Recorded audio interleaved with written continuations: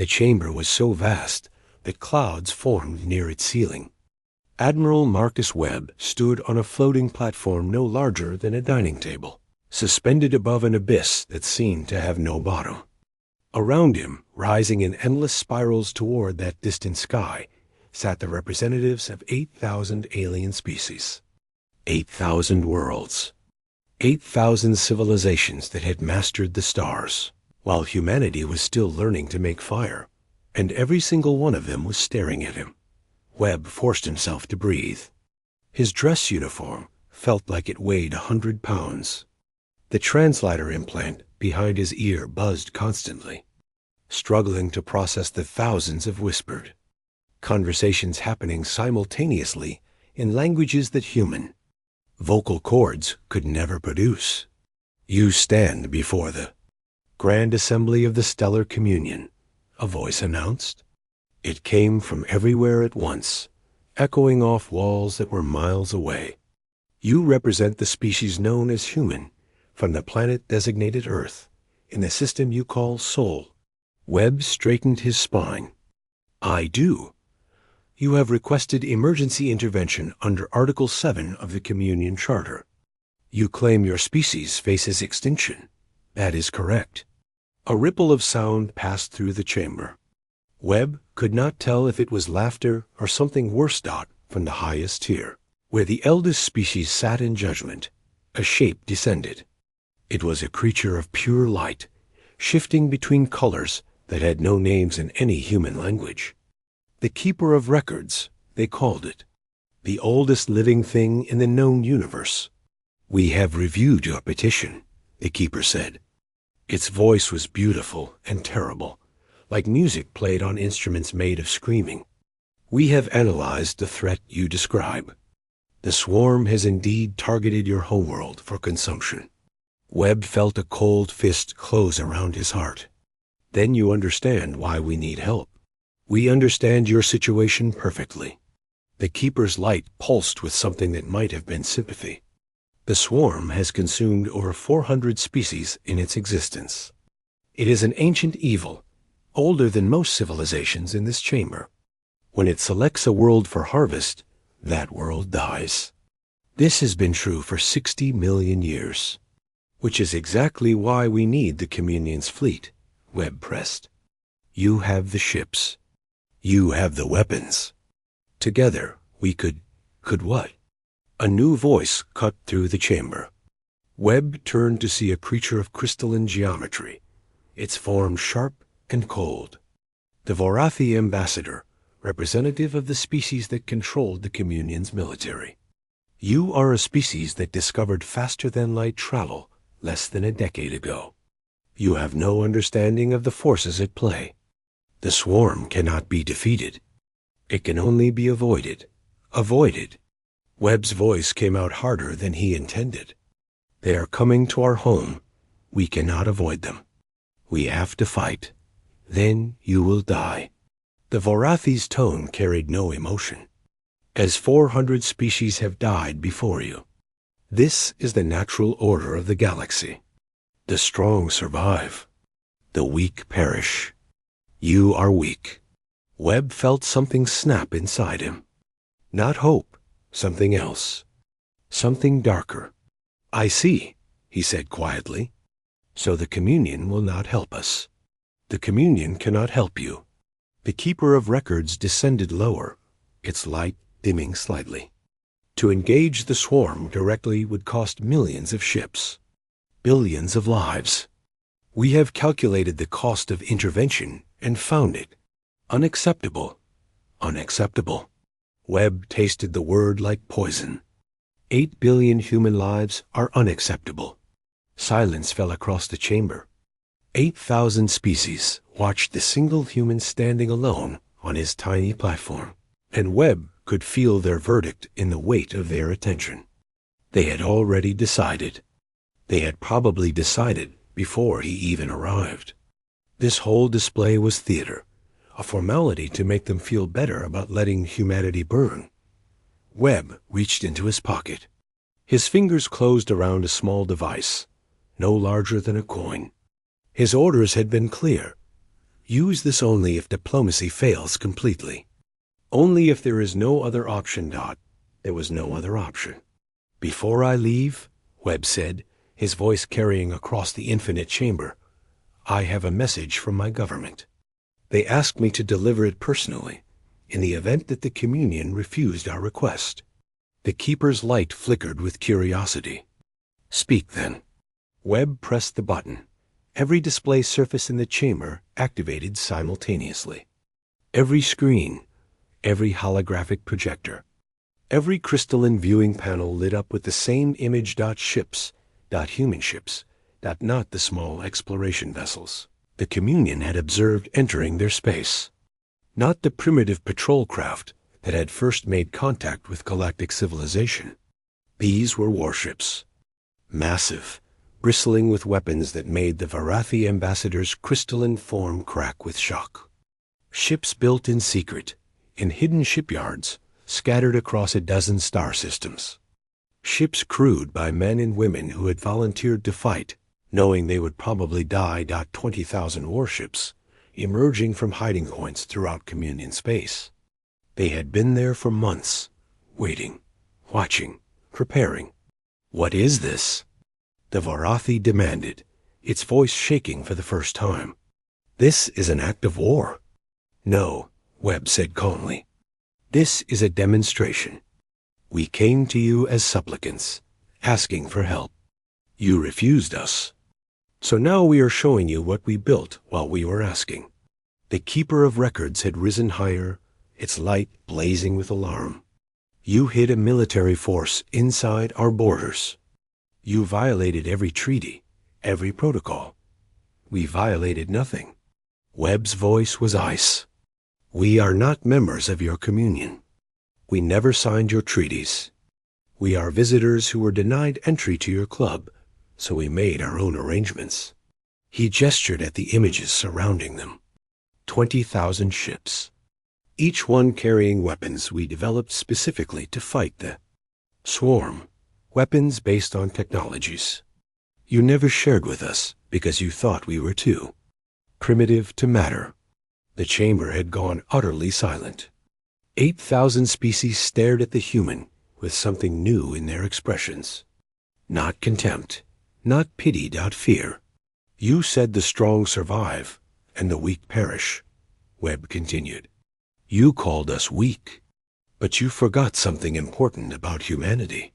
He smiled, and there was no warmth in it. We are not prey. We are predators. We come from a world where everything is trying to kill us. Our planet is covered in poison, radiation, and creatures that would tear your softest species apart in seconds. We learned to survive by being more dangerous than anything that hunted us. He stepped to the edge of his platform, looking up at the assembled might of galactic civilization. The swarm is coming for Earth. You have made it clear you will not help us. So be it. We will fight them alone. We will probably die. But I promise you this. His voice dropped to a whisper that somehow echoed through the entire chamber. If we fall, we will fall so loudly that the galaxy will never forget our names. And if by some miracle we survive, we will remember exactly who stood with us. He paused, letting the words sink in. And who did not? The display screens flickered off. The human fleet vanished from sight, though everyone in the chamber knew they were still out there, watching. Admiral Marcus Webb straightened his uniform and turned toward the exit. He had done what he came to do. He had asked for help and been refused. Now humanity would face its destiny alone. But as he walked away, something unexpected happened. Wait, Webb stopped. The voice had come from the lower tiers, from a section of the chamber he had barely noticed. He turned to see a massive creature rising from its seat. It looked like a tree given life, its trunk twisted and ancient, its branches reaching toward the ceiling like pleading arms. I am Elder Okrim of the Dendari, the creature said. Its voice was like wind through leaves. My people were nearly destroyed by the swarm 3 million years ago. We survived only because others came to our aid when no one else would. The chamber stirred with surprise. The Dendari rarely spoke in assembly sessions. They were considered too passive, too peaceful to matter in galactic politics. The Communion may not help you, Okrum continued, but the Dendari will. We remember what it means to face extinction alone. We will not let another species suffer that fate if we can prevent it. Another voice rose from a different section. The Quilax stand with humanity as well. A creature of flowing mercury, its form constantly shifting, moved forward. We too have been dismissed by this assembly. We too know what it means to be considered expendable. Then another, and another. Species that had been ignored, marginalized, or forgotten by the great powers of the Communion. They came forward one by one, pledging their ships, their resources, their lives. Not many. Perhaps 24 species out of 8,000. A tiny fraction of the Assembly's might, but enough to make the Keeper of Records pause. This is unprecedented, it said. Members of the Communion cannot take unilateral military action. Then we will leave the Communion. Elder Okrum's voice was firm. We will form our own alliance. With humanity. The chamber erupted in chaos. Species shouted at each other in 1,000 languages. The Vorathi ambassador was gesturing wildly, demanding order.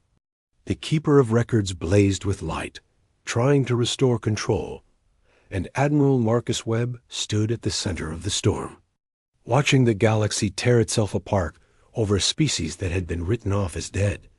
Humanity had come to beg for help. They had been refused. And in refusing them, the Communion had done something far worse than simply letting them die. They had given them allies. Webb smiled as he watched the chaos unfold. This was not the outcome he had expected. It was better. The war for Earth had just begun. And for the first time since the swarm appeared on their sensors, humanity was not a lone dot in orbit above the Communion's capital world, aboard the hidden flagship that no alien scanner had ever detected. Commander Diana Frost received Webb's transmission. She read his report twice, then turned to her crew. "Spread the word to the fleet," she said. "We have friends, and we have work to do." The first battle was still weeks away, but already the shape of the war was changing. The Communion had made its choice. Now humanity would make theirs, and the galaxy would learn what it meant to underestimate the children of Earth. The war room aboard the used Thunderchild was chaos contained. Holographic displays covered every surface, showing fleet positions, enemy movements, and the slow creep of the swarm toward Earth.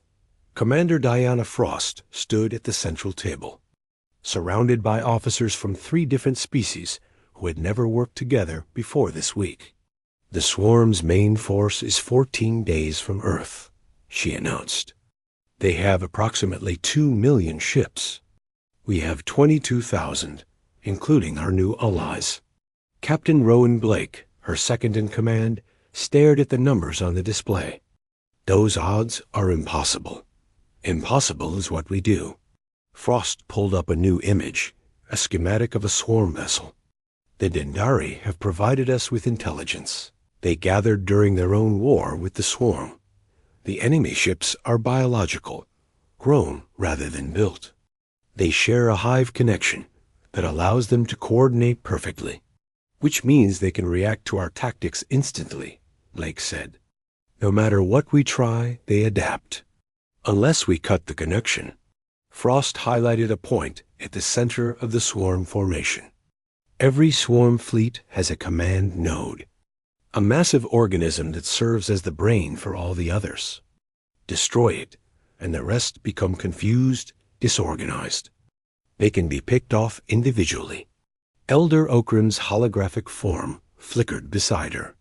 The Dendari leader had remained behind on the Communion capital to coordinate political resistance, but his image attended every strategic meeting. This is true, but the command node is always at the center of the formation. protected by millions of ships. No fleet has ever reached one in 60 million years of swarm attacks. No fleet has ever had what we have. Frost smiled grimly. Humans. The room fell silent. Even the alien officers turned to look at her with expressions that ranged from confusion to concern. What exactly do you mean? Asked Commander Vex of the Quilex, his mercury form rippling with curiosity. Frost pulled up another display. This one showed human physiological data, comparing it to the average statistics of communion species. Every species in this alliance evolved on what we call garden worlds. Gentle gravity, stable climates, minimal radiation. Your bodies are optimized for comfort and efficiency. She switched to Earth's data. The display turned red with warning indicators. Humans evolved on a Category 5 death world. Our gravity is twice the galactic average. Our atmosphere contains high levels of oxygen, which most species consider a toxic accelerant. Our sun bombards us with radiation that would kill most of you in hours. And our planet is covered with predators, poisons, and natural disasters. Blake nodded slowly, understanding dawning. We're harder to kill. Much harder. Frost brought up combat simulation data. Human soldiers can sustain damage that would be instantly fatal to most species. We can operate in environments that would require your people to wear protective suits. And most importantly, we can survive conditions that the swarm has never encountered in a prey species. Elder Okram's image leaned forward. You are suggesting a direct assault on the command node. I am suggesting something better. Frost's smile turned dangerous. The swarm expects its prey to flee or to fight from a distance. They expect species that break and run when the casualties mount. They do not expect prey that charges straight into their teeth. She pulled up the final display. It showed a small fleet of specialized vessels, built around massive engines and minimal weapons. We have constructed a strike force. 300 ships, crewed entirely by volunteers. Their mission is simple. Punch through the swarm formation at maximum speed, reach the command node, and destroy it. They will not stop. They will not retreat. They will not deviate. They will die, Vex said quietly. Probably. Frost's voice was steady. But they will die killing the thing that threatens our home. And while they do, the rest of our fleet will exploit the chaos to destroy as many swarm ships as possible. The room was silent for a long moment. Finally, Blake spoke. Who would volunteer for a mission like that? I already have more volunteers than ships. Frost met his eyes. Every human in this fleet wants to be on that strike force. We had to turn people away. Elder Okram's ancient face showed something that might have been wonder. Your people truly have no fear of death? We fear many things. Frost shook her head. But not death. We have been dying since the day we were born. Our world taught us that death is not something to fear. It is something to rage against, to fight with every breath in our bodies. She turned to address the entire room. This is what humanity brings to this alliance. Not just ships and weapons, but a willingness to do what other species consider unthinkable, to sacrifice everything for victory. The meeting ended an hour later. Plans were finalized, positions were assigned, and the countdown to battle began not far across the galaxy. Aboard a vessel that no organic creature could survive, Admiral Marcus Webb attended a different kind of meeting. The Varathi had demanded a private conference. Despite their public opposition to humanity in the assembly, they had reached out through secret channels. Webb had come alone, against the advice of his staff, because he needed to understand what the most powerful military in the Communion truly wanted. The Varathi ambassador's chamber was a crystal cave, its walls refracting light into rainbows that would have been beautiful if they were not so cold. The ambassador itself sat at the center, its geometric form perfectly still. You should not have revealed your fleet, it said without greeting. Now the communion knows you are a threat. Webb took a seat across from it, deliberately casual. We wanted them to know. Arrogance. The trait that defines your species. The Varathi's facets caught the light as it shifted. You believe you can defeat the swarm. You believe you can challenge the communion. You believe you are special. Are we wrong? The ambassador was silent for a moment. Then, slowly, it unfolded a portion of itself, revealing a hidden compartment at its core. Inside was a data crystal, glowing with soft blue light. This contains the location of every swarm nest in the galaxy, the Varathi said. Every breeding ground, every dormant fleet, every hidden cache of their ships. It is the most valuable intelligence the communion possesses. Webb stared at the crystal, but did not reach for it. Why are you showing me this? Because the communion is afraid. The ambassador's voice was flat, emotionless, but somehow Webb heard the truth behind it. For 60 million years, we have maintained peace by avoiding conflict. We do not fight the swarm because the cost of fighting is too high. We do not help species that the swarm targets because helping them would draw the swarm's attention to us. The crystal pulsed gently. But you have changed the equation. Your hidden fleet proves that primitive species can advance faster than we predicted. Your alliance with the marginalized species proves that our control over the communion is not absolute. And your willingness to fight proves that there are threats we cannot avoid forever. Webb finally understood. You want us to fight your war for you. I want you to survive? The Varathi leaned forward slightly. If you defeat the swarm at Earth, you will prove that they can be defeated. You will inspire other species to resist. You will weaken the communion's control, yes, but you will also weaken the swarm's grip on the galaxy. And if we lose, then nothing changes. The ambassador's voice held no comfort. The communion will continue as it always has. The swarm will continue as it always has. And your species will be remembered only as another failed experiment in sentience. Webb reached out and took the crystal. It was cold in his hand, heavy with the weight of everything it contained. Why give this to me? Why not keep it secret? Because I have studied your species. The Varathi rose, its crystalline form catching new light as it moved. You are not like us.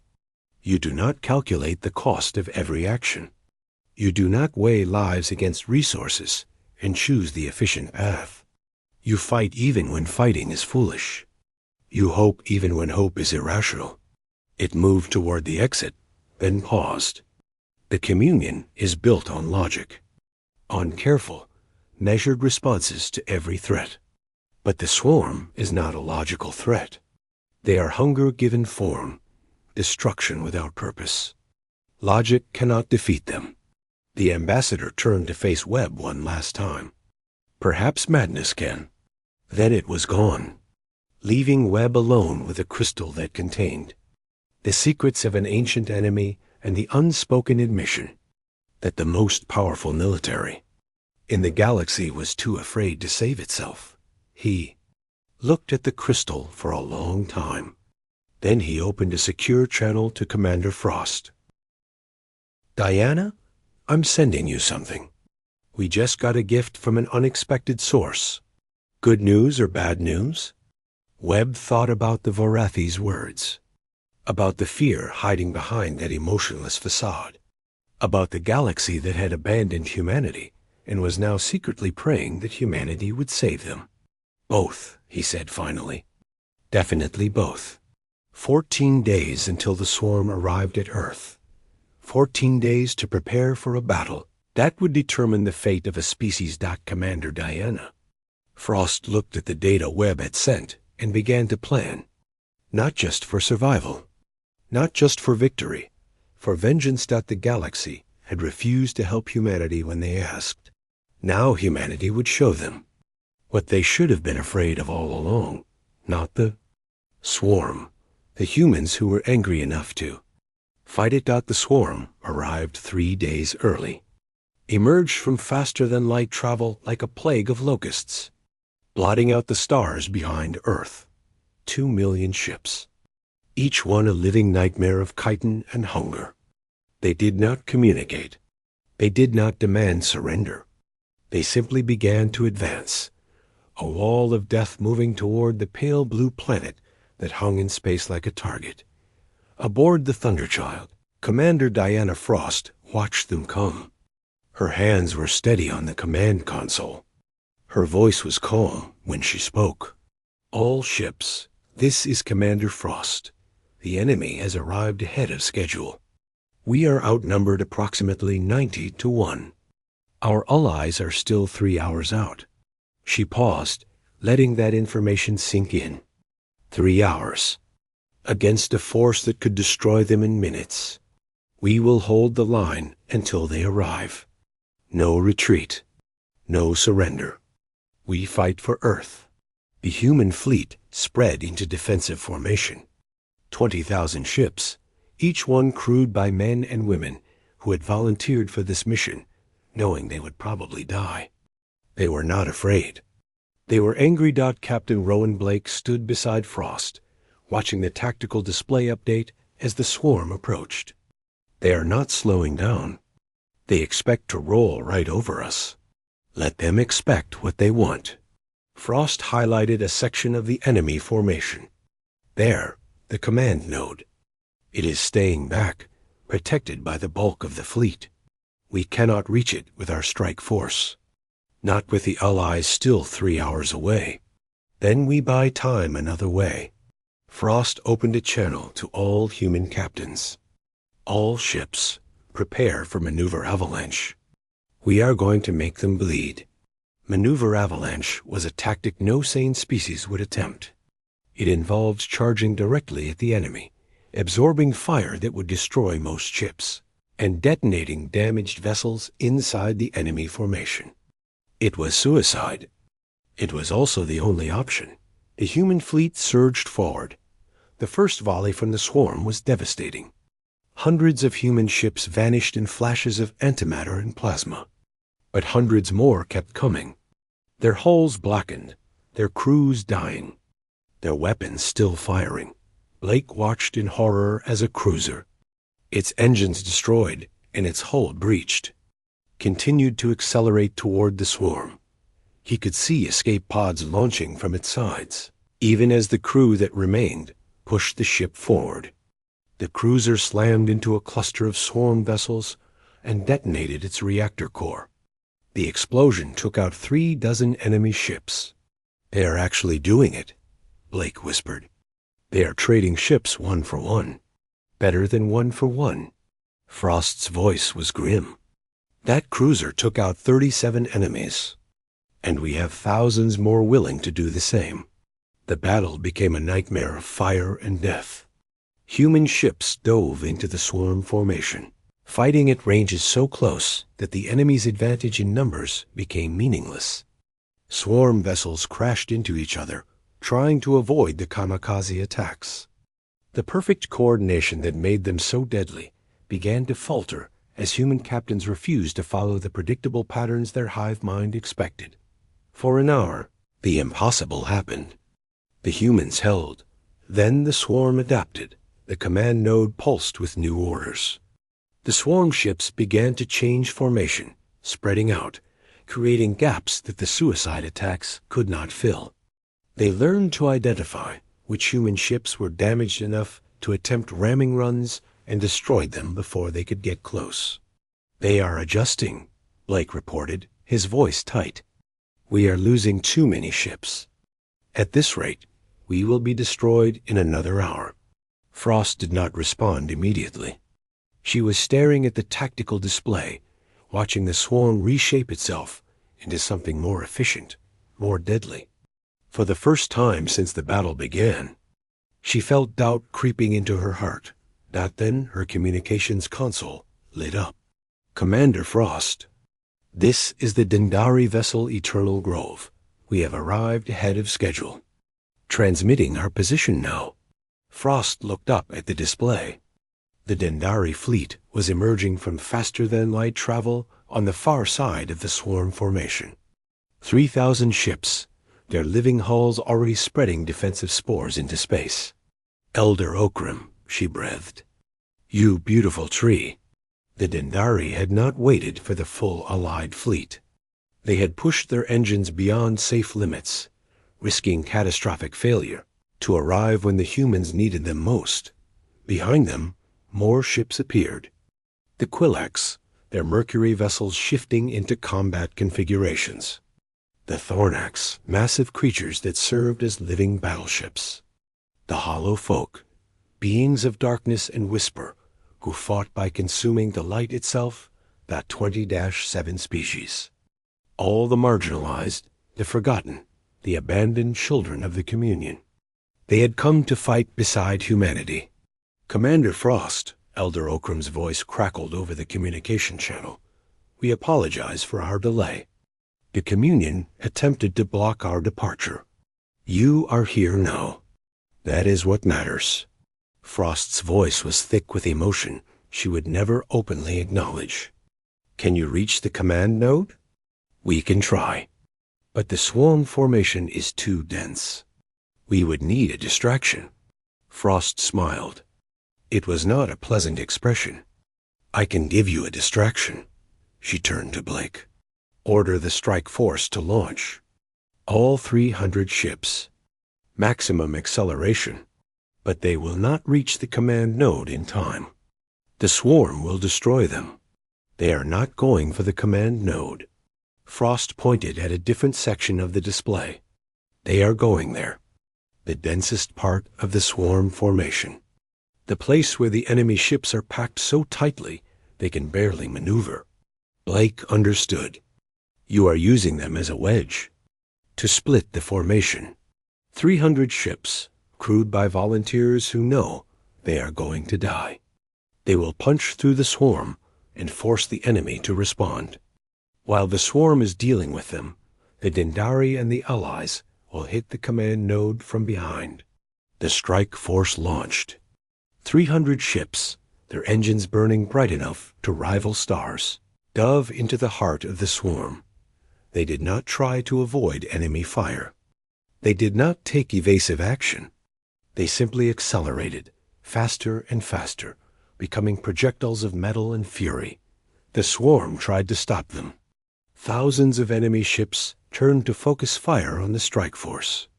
But the human ships were moving too fast, absorbing damage that would have destroyed any other species and continuing on pure momentum.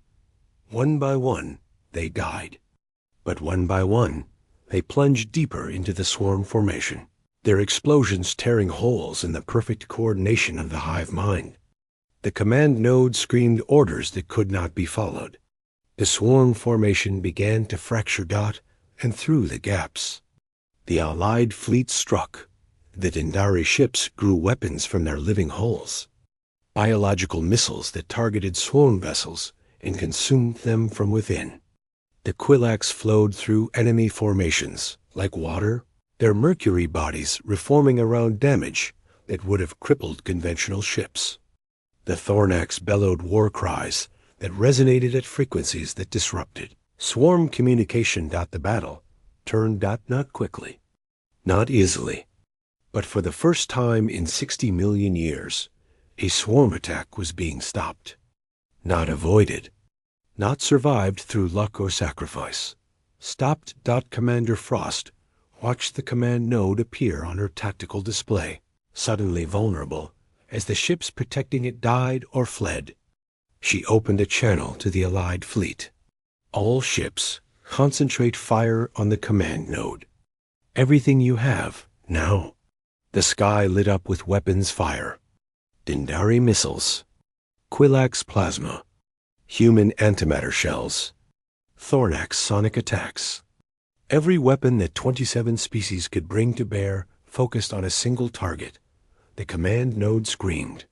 It was not a sound that could be heard in space, but every ship felt it, a psychic wail of rage and pain that echoed through the minds of every creature in the battle. The swarm formation shattered completely.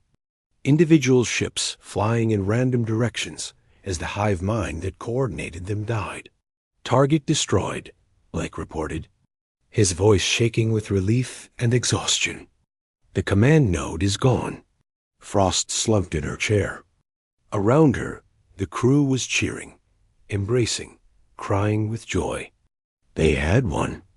Against impossible odds, against an enemy that had never been defeated, they had won. But as she looked at the tactical display, counting the ships they had lost, the celebration felt hollow. 12,000 human ships destroyed, almost 2/3 of their fleet.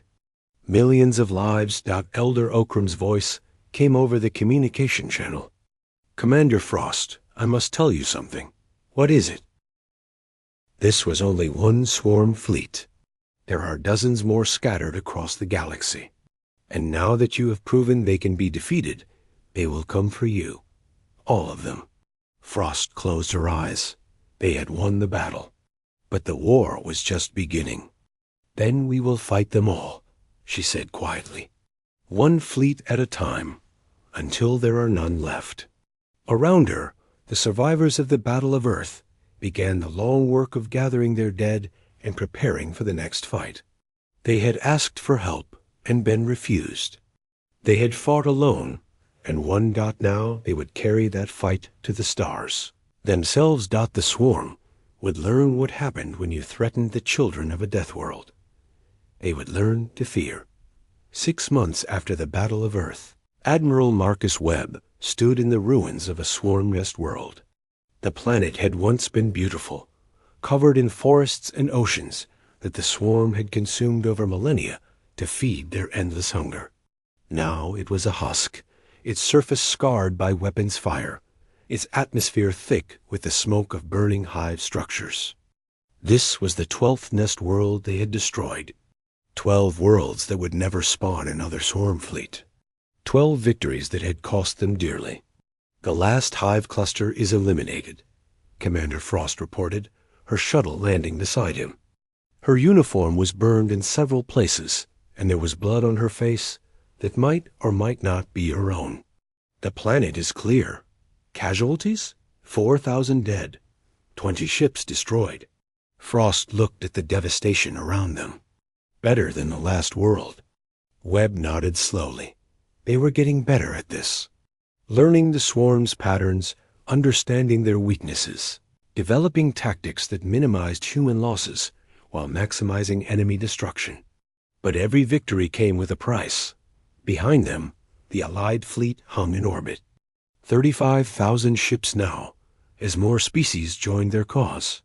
The Communion had tried to stop the defections, had threatened sanctions and military action, but the threats rang hollow. Everyone in the galaxy had seen what happened at Earth.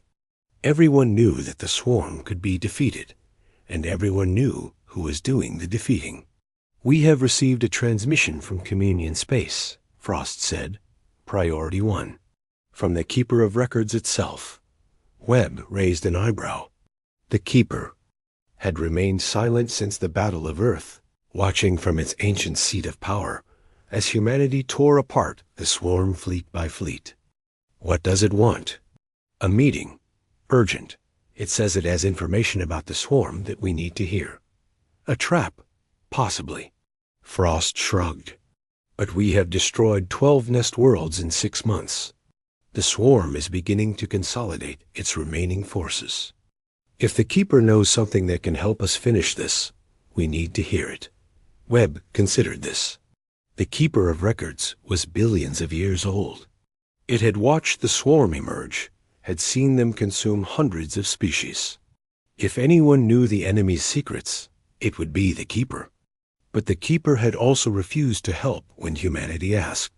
It had calculated the cost of intervention and found human lives unacceptable.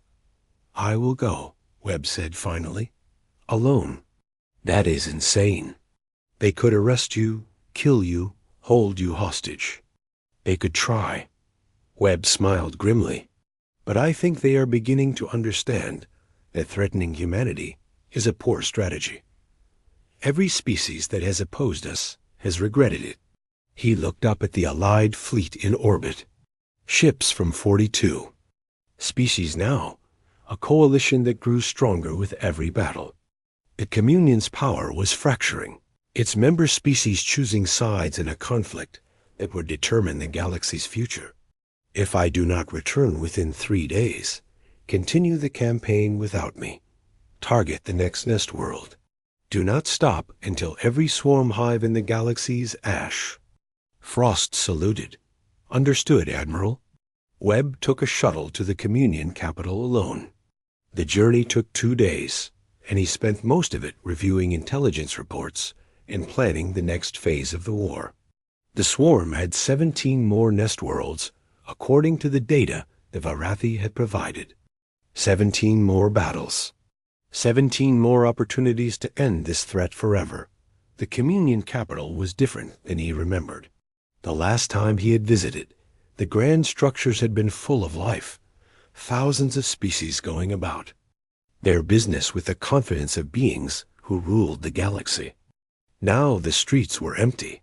The grand halls echoed with the footsteps of the few remaining delegates who had not fled to join the Allied coalition, or, hidden in neutral space, the Keeper of Records waited in its private chamber, a space of pure light that shifted colors constantly.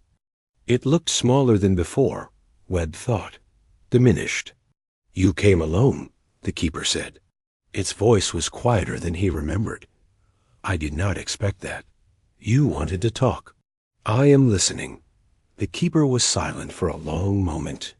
Its light pulsed with colors Webb had never seen before, emotions he could not name. I have watched your species for the past 6 months, it said finally. I have analyzed your tactics, your casualties, your victories. I have tried to understand how you do what you do, how you fight an enemy that has never been defeated, how you accept losses that would break any other species. Webb said nothing. He waited. I have concluded that I was wrong about you. The Keeper's voice was heavy with something that might have been shame. When you first came to the assembly, I saw only the statistics. A primitive species from a dangerous world. No significant technology, no allies, no chance of survival. I calculated the cost of helping you and found it too high. The ancient being's light dimmed. I forgot that some things cannot be calculated. Courage, determination, the willingness to fight, even when victory is impossible.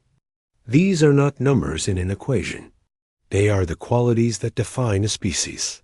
Webb felt something shift in the room. The Keeper was not apologizing, exactly. It was confessing. Why am I here? He asked quietly. Because I know something about the swarm that I have never told anyone. The Keeper moved closer, its light touching Webb's face with warmth that surprised him. Something that could end this war, but at a terrible cost. Tell me. The swarm is not just a collection of creatures. It is a single organism, a mind, so vast that it spans the galaxy, connected through quantum entanglement that allows instant communication across any distance. The Keeper's form shifted, showing images that Webb's human eyes struggled to process. Every swarm creature, from the smallest drone to the largest queen, is part of this mind. They share thoughts, memories, experiences. Webb nodded slowly. We knew they were connected. That is why destroying the command nodes disrupts their coordination. The command nodes are only relay stations, amplifiers for the signal that connects them all. The Keeper's light flared. But the source of that signal, the core of the swarm's consciousness, is hidden.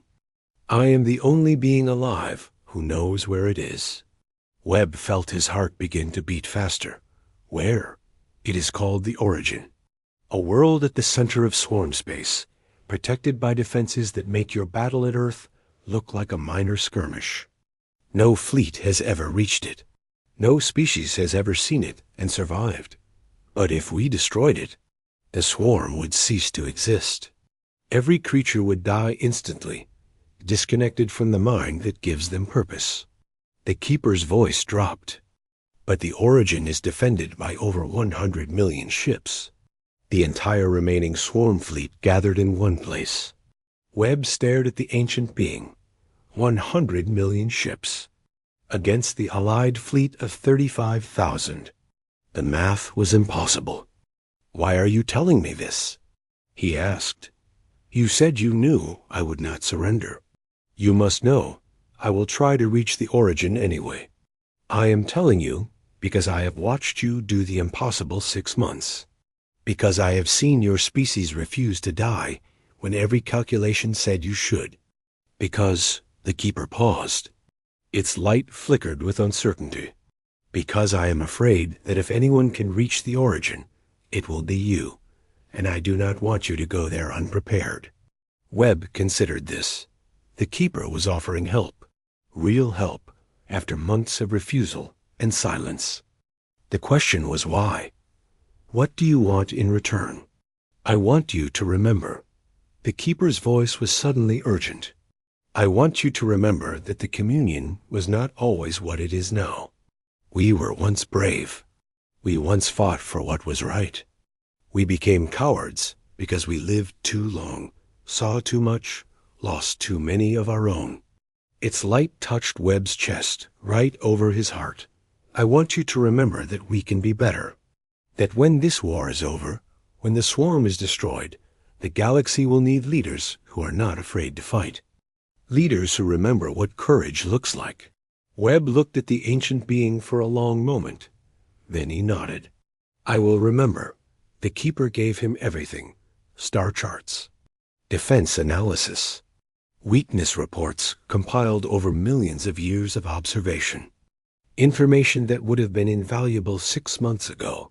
That might have saved thousands of lives. But Webb did not complain. He could not afford to waste time on anger when the end of the war was finally in sight. He returned to his fleet with a plan that was either brilliant or suicidal. Probably both. "We are going to attack the origin," he told his commanders. "All of us. Every ship we have. We will punch through their defenses, reach the heart of the swarm, and end this war once and for all." Frost looked at him like he had lost his mind. Against 100 million ships? Against 100 million ships that have never faced an enemy willing to die to reach them. Webb smiled, and there was something wild in his eyes. "They expect us to be smart, to calculate the odds and retreat. But we are not going to be smart. We are going to be human."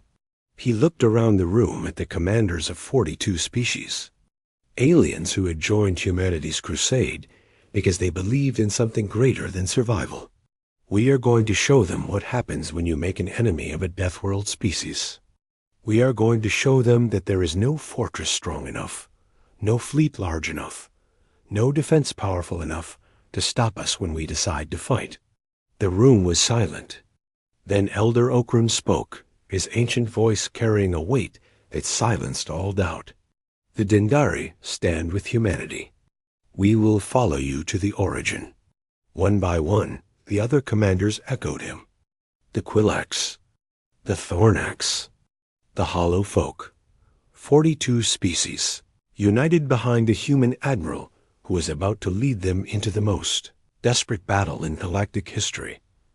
Webb felt the weight of their trust settle on his shoulders. He had asked for help once and been refused.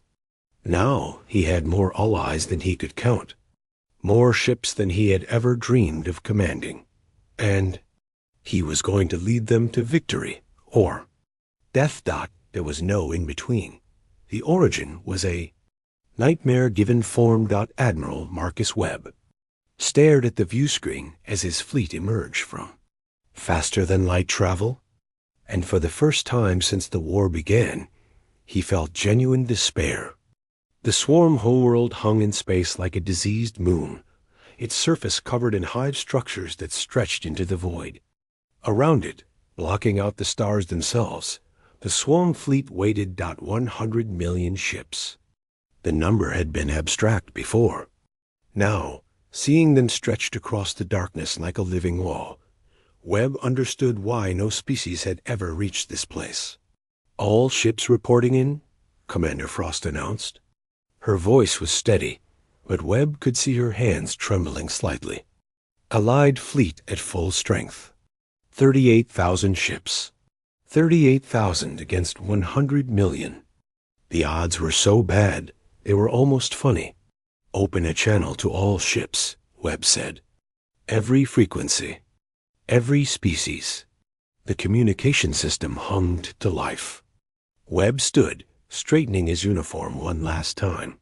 This is Admiral Marcus Webb. In a few minutes, we are going to engage the largest enemy fleet ever assembled. We are outnumbered by a factor that makes calculation meaningless. By every standard of warfare, we have already lost. He paused, looking at the faces of his crew. Human, Dindari, Quilax, Thornax. Species that had never worked together before this war, now standing shoulder to shoulder on the bridge of a human ship. But we are not here because we calculated our chances. We are here because the swarm threatened our homes. Because they consumed species that deserved to live. Because for 60 million years, the galaxy watched them murder and destroy, and did nothing. His voice hardened. Today we do something. Today we end the swarm forever. Not because we are stronger than them. Not because we are smarter. But because we refuse to accept that they have the right to exist while innocent species die. He looked directly into the communication pickup. We asked the galaxy for help, and we were refused. We fought alone, and we survived. We built an alliance from species the communion abandoned, and we won victory after victory.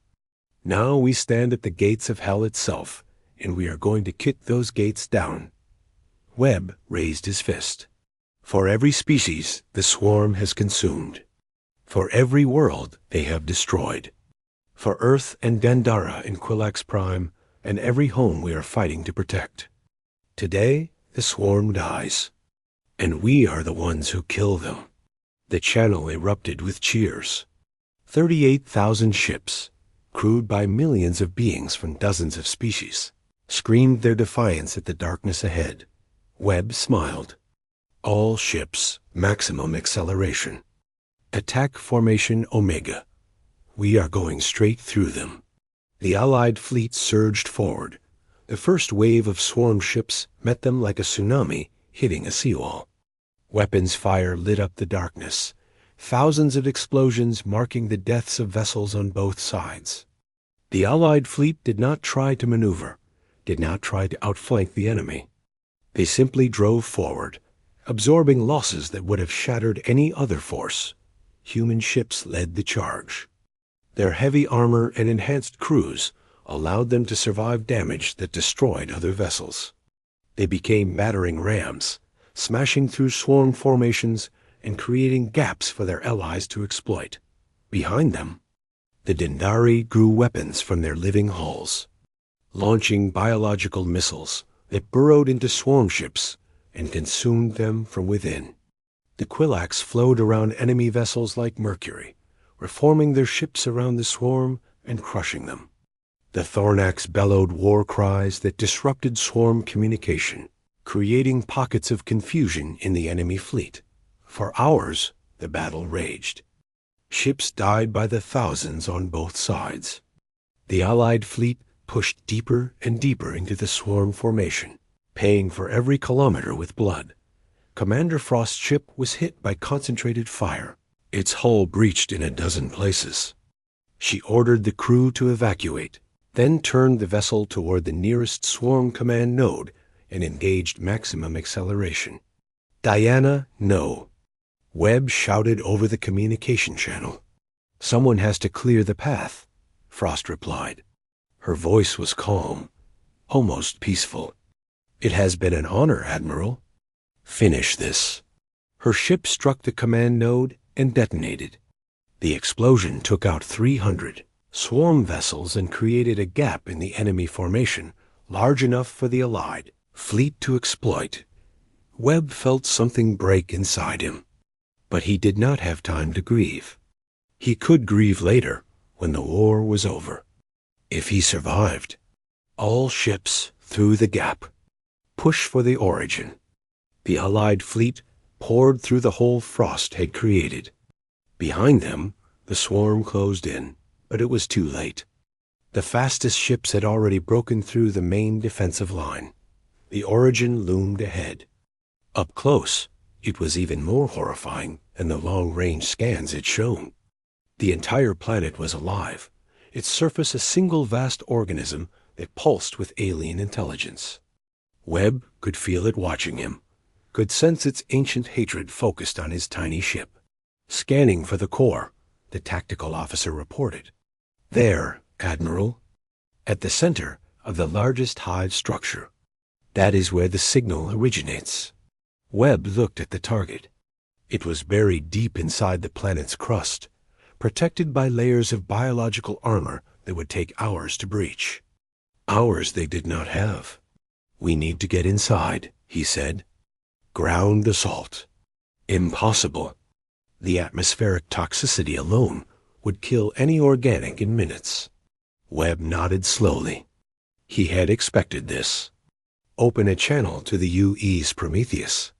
The Prometheus was a special ship, constructed in secret over the past 6 months. Its crew were all volunteers who had undergone experimental procedures that no sane medical board would have approved. Procedures that made them something more than human. Captain Jonas Vance appeared on the screen. His face was scarred, his eyes strange, but his smile was pure human defiance. "Admiral, I assume it is time." "It is time. Can your people do it?" "We can do anything." Vance laughed. "We are the children of a death world. Poison and radiation are just seasoning to us." The Prometheus descended toward the origin's surface, while the Allied fleet fought to keep the swarm from intercepting it. The ship landed near the largest hive structure, and 100 modified humans emerged into the toxic atmosphere. They did not wear suits. They did not need them. The procedures they had undergone had changed them at a fundamental level, adapting their bodies to survive conditions that would kill normal humans in seconds. They breathed the poison air and smiled. They shrugged off the radiation and laughed. Then they began to fight. Swarm creatures emerged from every surface, millions of them swarming toward the invaders. The modified humans met them with weapons and fists and teeth, tearing through the creatures with a ferocity that made the swarm hesitate. Captain Vance led the charge deeper into the hive structure. His people fell around him, overwhelmed by sheer numbers, but they kept pushing. Every meter was paid for in blood. Every step was a victory. Finally, Vance reached the core. It was a pulsating mass of tissue and light, the heart of the swarm's consciousness. He could feel it trying to invade his mind, to overwhelm his thoughts with its ancient rage. He laughed at it. "You know what humans are?" he said, raising the antimatter charge he had carried all this way. "We are the monsters that other monsters are afraid of. We are the things that go bump in the night. We are the predators that every prey species on our world learned to fear." He armed the charge. "And today, we are your extinction." The explosion vaporized the core. The psychic scream that followed was felt across the galaxy, a howl of rage and pain and dying that echoed through the minds of every sentient being. The swarm ships around the origin went still, their crews dead instantly, as the connection that gave them life was severed. Admiral Webb watched from his damaged ship as the swarm fleet died. Millions of vessels drifted silent and dark. Their threat ended forever. He thought of Commander Frost, of Captain Vance, of all the thousands who had given their lives to reach this moment. "It is over," he said softly. "It is finally over." 1 year later, the new assembly met for the first time. It was held on Earth, in a chamber built specifically for this purpose. Representatives from 63 species attended, not as supplicants or subjects, but as equals. The communion had collapsed in the aftermath of the swarm's defeat, its member species choosing to join the new alliance that humanity had forged in fire and blood. Admiral Marcus Webb stood at the center of the chamber, looking up at the faces of beings who had once dismissed his species as primitive and expendable. Now they watched him with something new in their expressions. Not fear, not submission, respect. "We asked for help," he said, his voice carrying across the silent assembly. "We were refused. So we helped ourselves.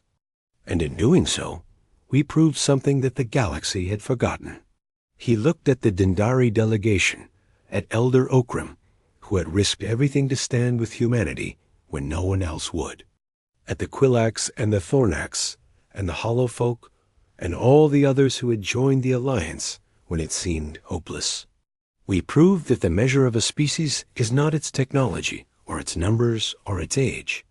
It is its courage, its willingness to fight for what is right, even when the odds are impossible. Its refusal to accept that evil can triumph simply because it is strong." He turned to face the new species that had petitioned to join the Alliance. Beings who had watched the war from afar and now wanted to be part of what humanity had built.